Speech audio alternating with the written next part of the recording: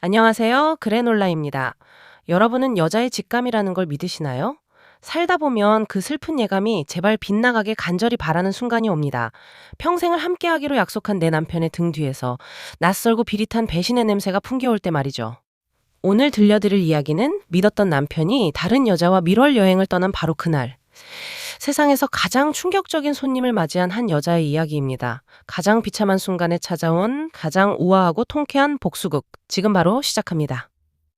그날 아침 공기는 유난히 맑았습니다. 아내는 여느 때처럼 출장을 가는 남편의 가방을 챙기고 있었죠. 그런데 남편의 행동이 묘했습니다. 평소엔 거들떠보지도 않던 새 속옷을 챙기고 향수를 온몸에 휘감듯 뿌려대는 모습. 여보, 이번 출장 정말 거래처 미팅만 있는 거 맞아? 아내가 떨리는 목소리로 물었지만 남편은 오히려 큰 소리를 쳤습니다.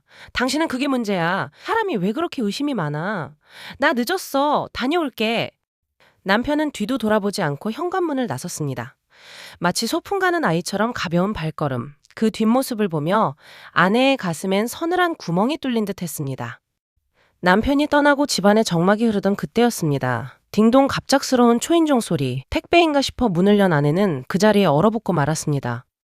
현관 앞에는 마치 영화에서 걸어 나온 듯한 노신사가 서 있었습니다. 백발을 말끔하게 넘기고 짙은 쥐색 정장을 완벽하게 차려입은 남자. 그의 손에는 금태가 둘러진 고급스러운 지팡이가 들려 있었죠. 세월의 풍파를 겪었지만 눈빛만은 독수리처럼 형형한 그 노신사가 입을 열었습니다. 여기가 강 부장 댁 맞습니까? 부인께 전해드릴 것이 있어 왔습니다. 재계 서열 10위 안에 드는 굴지의 그룹 회장. 아내는 떨리는 손으로 그를 집 안으로 모셨습니다. 그리고 노신사가 탁자 위에 내려놓은 두툼한 서류 봉투를 열어본 순간 아내의 세상은 무너져 내렸습니다. 사진 속에는 공항에서 팔짱을 끼고 환하게 웃고 있는 남편이 있었습니다. 그리고 그 옆에 있는 새빨간 원피스를 입은 젊고 화려한 여자. 두 사람은 누가 봐도 사랑에 빠진 연인이었습니다. 이 여자 제 며느리입니다. 노신사의 입에서 나온 말은 충격 그 자체였습니다. 남편의 내연녀가 바로 눈앞에 있는 회장님의 며느리였던 겁니다. 노신사는 지팡이 손잡이를 꽉 쥐며 끓어오르는 분노를 억누르고 말했습니다. 내 아들놈이 해외 지사에 나가 있는 동안 며느리가 친정 나들이를 핑계로 부인의 남편과 여행을 떠난 겁니다. 그것도 내 돈으로 내가 사준 차를 타고 말이죠. 아내의 눈에서 눈물이 주르륵 흘러내렸습니다. 배신감에 치가 떨려 숨조차 쉬기 힘들었습니다. 그때 노신사가 아내에게 손수건을 건네며 낮지만 단단한 목소리로 제안했습니다. 부인, 울고만 계실 겁니까? 저는 이 파렴치한 두 사람을 절대 용서할 생각이 없습니다. 저와 손을 잡으시죠. 아주 우아하고 처절하게 그들이 가진 모든 것을 뺏어버립시다.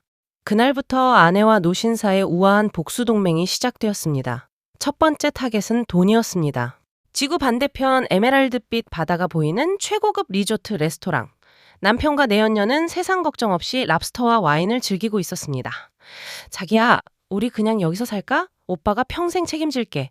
남편이 호기롭게 웃으며 계산서와 함께 골드카드를 내밀었습니다. 하지만 잠시 후 직원이 곤란한 표정으로 돌아왔습니다.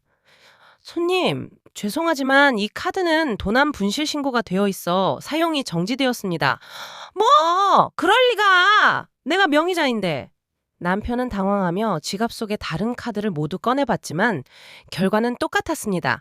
한국에 있는 아내가 모든 금융거래를 동결시켜버린 것이었죠. 당황한 두 사람. 이번엔 내연녀가 짜증을 내며 자신의 법인카드를 꺼냈습니다. 하지만 그 카드 역시 승인 거절, 노신사가 손을 쓴 겁니다. 현금 한 푼 없이 타국에서 빈털터리가 된 두 사람. 주변 사람들의 수군거림과 멸시 어린 시선 속에 그들의 로맨틱한 여행은 순식간에 지옥으로 변해갔습니다. 이것은 시작에 불과했습니다. 귀국한 두 사람을 기다리고 있는 건 더 큰 파멸이었습니다. 공항 주차장에 세워둔 내연녀의 고급 외제차 앞유리에는 빨간 압류 딱지가 붙어 있었습니다. 회사로 출근한 남편의 책상 위에는 승진 발령장이 아닌 감사팀 소환장이 놓여 있었죠. 강 부장, 법인카드 유용 및 업무상 배임 혐의입니다. 당장 짐 싸서 나가세요. 하루아침에 돈도 명예도 차도 잃어버린 두 사람. 하지만 아내의 복수는 아직 끝나지 않았습니다. 며칠 뒤 노신사가 주최하는 정재계 사교 파티가 열렸습니다. 대한민국 상위 1%만 모인다는 그곳에 내연녀는 시아버지의 눈치를 보며 기죽어 참석했습니다. 어떻게든 용서를 빌어 다시 예전의 부귀영화를 되찾고 싶었기 때문이죠. 화려한 샹들리에 조명 아래 노신사가 마이크를 잡았습니다. 여러분, 오늘 제게 아주 귀한 손님이 한 분 계십니다. 제 새로운 미술품 투자 고문을 맡아주실 분입니다. 소개합니다. 문이 열리고 아내가 걸어 들어왔습니다. 과거의 수수한 가정주부의 모습은 없었습니다. 짙은 네이비색의 맞춤 정장을 입고 진주 귀걸이를 한 채 당당하게 걸어오는 그녀의 모습은 그 자체로 귀족 같았습니다. 사람들의 시선이 그녀에게 집중되었습니다. 내연녀는 자신의 눈을 의심했습니다.